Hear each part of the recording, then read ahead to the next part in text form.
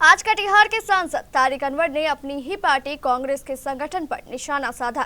अपनी पार्टी के बिहार संगठन पर सवाल उठाते हुए श्री अनवर ने अपने बिहार संगठन को काफी कमजोर बताया। जानकारों का कहना है कि सांसद तारिक अनवर अपने पसंदीदा जिला अध्यक्ष सुनील यादव के पावर को प्रदेश कांग्रेस द्वारा कम कर दिए जाने को लेकर काफी नाराज चल रहे थे। इसी से नाराज होकर श्री अनवर ने प्रदेश संगठन पर ही सवाल उठा दिए। और ये बात फैक्ट है, बिहार के अंदर सब कुछ ठीक नहीं चल रहा है और संगठन दिन प्रतिदिन कमज़ोर होता जा रहा है। ये दुखद है और बिहार विशेष केंद्र को या आईसीसी को विशेष ध्यान देने की आवश्यकता है। बिहार अफेयर पर कौन है जिम्मेदार? क्योंकि हम जैसा कहा ना कि हम इसको सार्वजनिक नहीं कर सकते हैं। हम कार्यकारिणी सदस्य हैं, अनुशासन समिति के हम सेक्रेटरी हैं। इस हैसियत से हम बहुत कुछ नहीं बोल सकते, सार्वजनिक नहीं कर सकते। लेकिन जो भी शिकायत है और जो भी कठिनाई है बिहार के अंदर और जो बिहार की जो बहुत ही संगठन की जो दयनीय स्थिति है उसको ध्यान में रखते हुए हमने राष्ट्रीय अध्यक्ष को तमाम चीज़ों से आगाह करने का प्रयास किया है। लेकिन सब लोग बिजी है, अभी चुनाव चल रहे हैं, कई राज्यों में चुनाव होना बाकी है, तो इसलिए हमको लगता है कि चुनाव के बाद परिणाम आने के बाद इस पर केंद्रीय नेतृत्व जरूर ध्यान देगा। सांसद तारिक अनवर यहीं नहीं रुके। उन्होंने अपने बयान में आगे कहा कि बंगाल में भी हमारा संगठन कहीं नहीं है, वहां तो भाजपा और टीएमसी में सीधी लड़ाई है। साथ ही सांसद तारिक अनवर ने बंगाल चुनाव में टीएमसी की जीत का भी दावा किया। देखिए, कांग्रेस वहाँ सही मानों में कहा जाए कि कोई हमारा वहाँ संगठन मजबूत है या हम ये दावा करें कि हम सरकार बनाएं, ऐसी गलत बात नहीं। कांग्रेस सिर्फ एक सिंबॉलिक लड़ाई वहाँ लड़ रही है। वहाँ लड़ाई बिटवीन बीजेपी और ममता के बीच में। ममता जी का जो प्रभाव है, जो ममता जी का अपनी छवि है, ये समझिए उसको लेकर वो चुनाव लड़ रही है।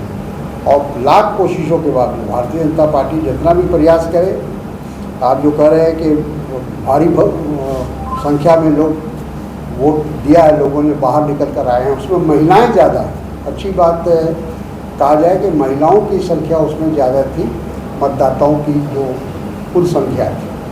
अपने पार्टी संगठन पर सवाल उठाने के बाद सांसद तारिक अनवर ने भाजपा को भी अपने निशाने पर लिया। श्री अनवर ने कहा कि संसद में लाया गया महिला आरक्षण बिल एक झूठ मात्र है। यह बिल तो 2023 में ही सर्वसम्मति से पास हो चुका है।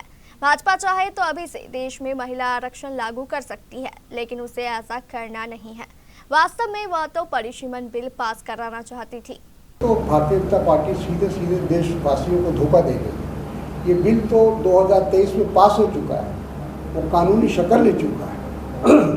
तो उसमें कोई अब उसको इम्प्लीमेंट करना था। 4 साल तक भारतीय जनता पार्टी और मोदी जी उस पर बैठे रहे, ठंडे बस्ते में उसको डाल दिया था और एकाएक जब चुनाव आया विधानसभा का तो उसको निकाला। और जहाँ तक सवाल है उसको इम्प्लीमेंटेशन का, तो ये काम तो केंद्र सरकार को करना है, क्योंकि उसमें सारी प्रक्रिया हो चुकी है, उस कानून की शक्ल ले चुका है। उन्होंने जो हम लोगों ने जो विरोध किया, वो विरोध था डिलिमिटेशन का, परिसीमन का विरोध किया हम लोगों ने, कि इसके साथ उन्होंने चाहा था कि इसी के पर्दे में, महिला आरक्षण के पर्दे में परिसीमन को भी पास करा लिया जाए और अपनी मर्जी से वो परिसीमन करा लें और अगले 20 साल की गारंटी लें। ये कोशिश थी भारतीय जनता पार्टी, ये षड्यंत्र था, ये कहा जाए। कानून तो बन चुका है, कानून तो ऑलरेडी पास है, उसको सिर्फ कार्यान्वयन देना। और हम लोगों ने ये भी ऑफर किया कि जो वर्तमान लोकसभा की सीट है 543, वो 543 का 1/3 हिस्सा महिलाओं को अभी से दे दिया जाए, अगले चुनाव से दे दिया। 24 में ही हम लोग इस बात को बांध के चल रहे थे कि 24 में महिलाओं को ये आरक्षण मिलेगा, 29 में मिलेगा, लेकिन सरकार देना नहीं चाहती। केंद्र सरकार खुद भारतीय जनता पार्टी के अंदर महिला आरक्षण को लेकर काफ़ी विरोध है। जो वहाँ पुरुष समुदाय के लोग हैं या सांसद हैं, वो नहीं चाहते हैं कि उनकी सीट आरक्षण में जाए, इसलिए वो इसका विरोध कर रहे हैं। और ये 850 का जो एक जिसको कहते हैं लॉलीपॉप जो दिया गया था केंद्र सरकार की ओर से, वो सिर्फ मात्र लॉलीपॉप था। अपने प्रेस कॉन्फ्रेंस के दौरान सांसद तारिक अनवर ने भाजपा पर उसके जोड़ तोड़ की नीति को लेकर भी जमकर निशाना साधा। पत्रकारों ने आम आदमी पार्टी के सांसद तोड़े जाने को लेकर जब सवाल पूछा, सांसद तारिक अनवर ने कहा कि भाजपा छल बल और धन से चुनाव जीतने की कोशिश करती है और अगर नहीं तो पार्टी को ही तोड़ने का काम करती है। भाजपा ने पहले शिवसेना तोड़ी, फिर एनसीपी को तोड़ा, जदयू के वर्चस्व को भी लगभग समाप्त कर चुकी है और अब आम आदमी पार्टी को तोड़ने का काम कर रही है। भारतीय जनता पार्टी की कोशिश यही रहती है कि या तो ज़बरदस्ती वो चुनाव जीतने का प्रयास करते हैं, अगर उसमें कामयाबी नहीं मिलते हैं तो तोड़ फोड़ करते हैं, खरीद बिक्री करते हैं।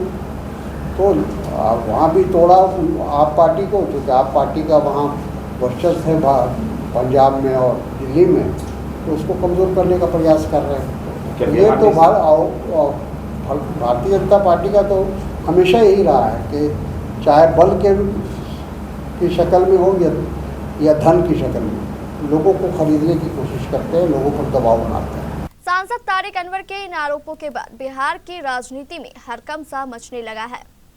कटिहार का एक ऐसा हॉस्पिटल जिसमें 10 विशेषज्ञ डॉक्टरों द्वारा सभी तरह के रोगों का उच्च स्तरीय इलाज तो होता ही है, यहाँ 24/7 फुल हाईटेक ICU की सुविधा भी उपलब्ध है। ममता नर्सिंग होम में मैक्स हॉस्पिटल दिल्ली के अनुभवी और AMU अलीगढ़ से प्रशिक्षण प्राप्त ICU विशेषज्ञ डॉक्टर रजीउल्लाह सिद्दीकी और उनकी पूरी टीम 24/7 ICU में रोगियों की विशेष देखभाल करती है। ममता नर्सिंग होम में ICU में वेंटिलेटर और ऑक्सीजन सहित सभी आवश्यक उपकरणों की सहायता से डॉक्टर रजीउल्लाह सिद्दीकी और उनकी पूरी टीम रोगी की हर धड़कन और हर सांस पर नजर रखती है। ममता नर्सिंग होम में इलाज का खर्च भी दूसरे अस्पतालों से काफी कम है। अगर किसी रोगी का high blood pressure, uncontrolled sugar, सांस फूलने और लकवा मारने जैसी है नाजुक स्थिति, पेट में जमा हो गया है पानी और फूल रहा है पेट, या फिर फेफड़ा, गुर्दा और लीवर हो गया हो फेल, तो हमारे विशेषज्ञ डॉक्टरों की टीम अत्याधुनिक टेक्नोलॉजी से